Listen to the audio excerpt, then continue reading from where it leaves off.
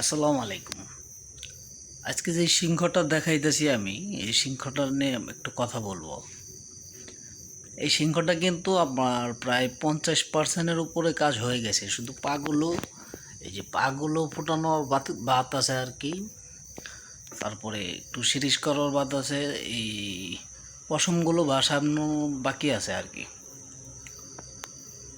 এই সামনে এই দাঁতগুলো লাগাইতে হবে, তাহলে মোটামুটি এটার কাজ শেষ হয়ে যাবে। শুধু বার্নিশ করা থাকবে। এখন বিষয় হলো, আমাকে অনেকেই বলেন যে কাজগুলো আরেকটু রেয়ার করে, মানে আরও সুন্দর করে করতে। আমি কিন্তু সব ধরনের কাজই জানি। যেমন আমি আপনার বলি, এই সিংহর যে পেটের ভাঁজগুলো আছে, এই ভাঁজগুলো যদি হুবহুব তুলতে যাই, তাহলে কিন্তু